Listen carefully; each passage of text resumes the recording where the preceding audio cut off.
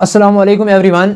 जैसा कि आप सभी जानते हैं, पिछली वीडियो में हमने न्यूट्रिशन के बारे में बात की कि न्यूट्रिशन जो होती है it is simply the intake of nutrients और food to the body and वहां से जो एनर्जी रिलीज होती है and that is utilised for the growth and development and repairing of the body. ठीक है, अब उसके बाद मैंने कहा था कि इस न्यूट्रिशन में जो है इसमें कुछ मोड्स होते हैं, ऑटोट्रॉफिक मोड होता है एंड हेटेरोट्रॉफिक मोड होता है। तो दो मोड्स इसमें होते हैं और वो मैं ऑलरेडी डिस्कस कर चुका हूं मोड में यहां पे क्यों इस्तेमाल करता हूं। ठीक है, इसके बाद ऑटोट्रॉफिक मोड तो हमने ऑलरेडी डिस्कस कर लिया है। Let's come towards the main topic that is heterotrophic nutrition.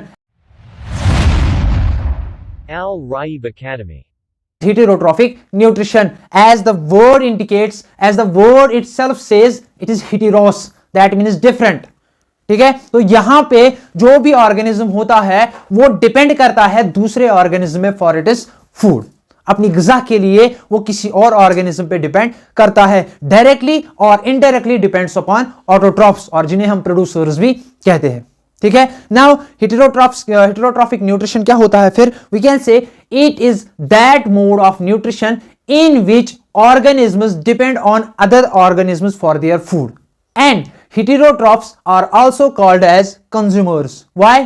जो भी कोई गिजा ऑटोट्रॉफ्स बनाते हैं या प्रोड्यूसर्स बनाते हैं, हम उसको कंज्यूम करते हैं। इसके बाद जो ये अब हेटेरोट्रॉफिक न्यूट्रिशन है, इसके फर्दर कुछ टाइप्स है। जैसे सबसे पहला वाला अगर बात करें तो holozoic mode of nutrition. As name indicates, holo means whole. इसमें नॉर्मली 5 स्टेप्स आते हैं, इसमें 5 स्टेप्स आते हैं, which includes the first one that is ingestion, the second one that is digestion, the third one that is absorption, assimilation and last one is ingestion. Ingestion, what is ingestion? It is simply the intake of food to the body.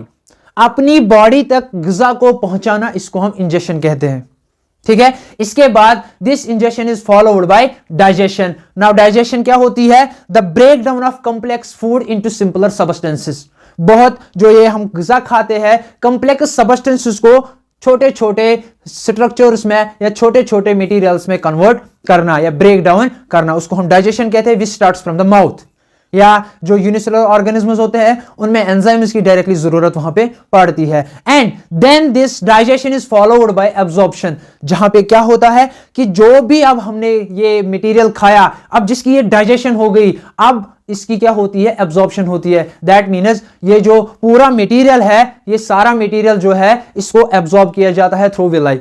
तो आपने पता ही है villi जो होती है they are the part of intestines, जहां से absorption होती है, जिनके साथ ब्लड कैपिलरीज अटैच्ड होती है। इसके बाद नेक्स्ट जो आता है इसमें स्टेट, दैट इज एसिमिलेशन। अब जब ये एब्जॉर्बड फूड था, अब ये ब्लड के साथ मिल जाता है, तो ब्लड इसको फाइनली एक पर्टिकुलर टारगेट तक पहुंचा देता है या पर सेल तक पहुंचा देता है। तो वहां पे ये सारा मटेरियल जो है ये अब इस सेल का कंटेंट बनता है, अब ये इसी सेल में मिल जाता है। That is what we call as assimilation. And इसके बाद the last step that is egestion. अब इजेशन में क्या होता है कि जो भी अनडाइजेस्टेड फूड है, अब जितना भी हमने खाया था उसमें आधे की डाइजेशन हो गई तो वो तो एब्जॉर्ब हो गया, लेकिन जो भी रिमेन रहता है, जो भी कोई अनडाइजेस्टेड फूड रहता है, अनवांटेड फूड को रिमूव कर दिया जाता है बॉडी से। यहां पे मैं बात कर रहा हूं अभी हेटेरोट्रॉफिक मोड्स की, तो उसमें जो दूसरा मोड अब हमारे पास आता है that is saprophytic mode of nutrition. तो सैप्रोफिटिक या जिसे हम कहते हैं सैप्रोजोइक मोड ऑफ न्यूट्रिशन और सैप्रोट्रॉफिक मोड ऑफ न्यूट्रिशन और सैप्रोबायोटिक मोड ऑफ न्यूट्रिशन। एज यहां पे भी हम सैप्रो की तरफ देखें, सैप्रोस विच मीन्स रोटन, तो यहां पे it is that mode of heterotrophic nutrition in which, जिसमें क्या होता है that organisms depend on dead and decaying matter for their food. तो यहां पे ऑर्गेनिजम्स जो होते हैं वो सड़ी हुई या मरी हुई चीजों पे डिपेंड करते हैं अपनी गिजा के लिए। फॉर एग्जांपल हमारे पास एग्जांपल्स है, फंगस होता है, बहुत सारी और भी माइक्रो ऑर्गेनिजम्स होते हैं जो डेड डिकेइंग ऑर्गेनिज्म पे डिपेंड करते हैं। तो बेस्ट एग्जांपल मैं यहां पे देता हूं मशरूम्स की। ठीक है, या राइजोपस जो होते हैं जिसे हम ब्रेड मोल्ड कहते हैं, तो वो भी इसमें बेस्ट एग्जांपल है। जो ऑर्गेनिजम्स सैप्रोट्रॉफिक न्यूट्रिशन शो करते हैं, they are known as saprotrophs.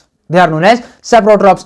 अब यहां पे मेरा क्वेश्चन था आप लोगों से कि ऐसा क्यों कहा जाता है कि जब भी थंडरिंग होती है, जब भी बादल गरजते हैं, तो उस टाइम पे जो है मशरूम्स ग्रो करते हैं। ये मेरा आप लोगों से क्वेश्चन है, आप इसका आंसर कमेंट बॉक्स में दे सकते हो। देखते हैं किसको पता है और होप कि गूगल नहीं करोगे आप लोग।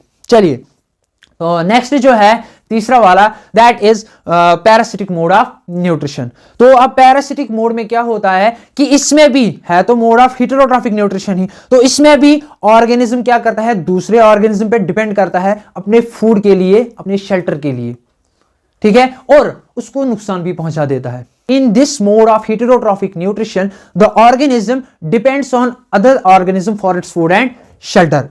अब यहां पे जो ऑर्गेनिज्म किसी दूसरे ऑर्गेनिज्म पे डिपेंड करता है अपने फूड के लिए, अपने शेल्टर के लिए, उसको हम पैरासाइट कहते हैं। एंड जो जिस ऑर्गेनिज्म पे ये पैरासाइट डिपेंड करता है उसको हम होस्ट कहते हैं, ठीक है। अब ये जो पैरासाइट्स होते हैं they are further classified into two types, ectoparasites and endoparasites. Ectoparasites क्या होते हैं, द पैरासाइट्स रिजाइडिंग आउटसाइड और living outside the body of the host, जो बॉडी के बाहर रहते हैं। फॉर एग्जाम्पल लाइसिस है, टिक्स है, बग्स है हमारे केस में, या लीचेस होते हैं, they are parasites but they live outside the body of the host. In case of plants वहां पे भी है, एमार्बल है, किस्क्यूटा है, तो बहुत सारी ऐसी एग्जांपल्स है हमारे पास। दूसरा जो होता है that is what we call as endoparasites, ठीक है।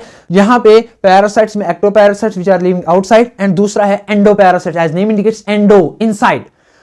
यहां पे जो पैरासाइट्स होते हैं they live inside the body of the host, ठीक है, होस्ट की बॉडी के अंदर वो रिजाइड करते हैं। जैसे लिवर फ्लूक्स होती है, एस्केरिस लिम्ब्रिकॉइड्स होती है, या जिन्हें हम कहते हैं राउंड वर्म्स होती है, they are all residing inside the body and they take food, हमारी बॉडी से ही फूड ले जाते हैं एंड हम ही को नुकसान पहुंचाते हैं। क्यों? क्योंकि हमारी नरिशमेंट खा लेते हैं वो, ठीक है। इको टाइप भी इसमें आता है जो हम डायरेक्टली या तो न्यूट्रिशन के मोड्स में ही इंक्लूड करते हैं या हेटेरोट्रॉफिक के मोड्स में इंक्लूड करते हैं। तो that is known as symbiotic association या symbiotic mode of nutrition, symbiotic mode of nutrition. तो इसमें क्या होता है, इसमें दो ऑर्गेनिज्म्स के दरमियान एक कॉपरेशन होती है, दोनों के दरमियान एक कॉपरेशन होती है जिससे दोनों को फायदा मिलता है। फॉर एग्जाम्पल लाइकन की एग्जाम्पल ले लेते हैं कि लाइकन जो होता है that is the association between the फंजे and the अलगे।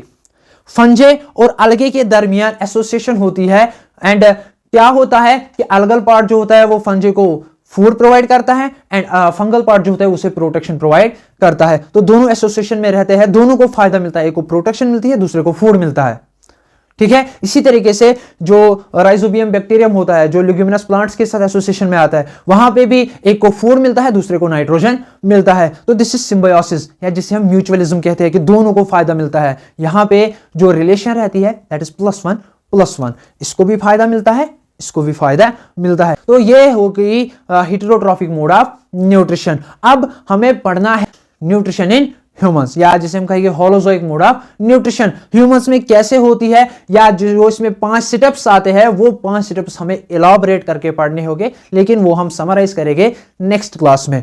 Thank you.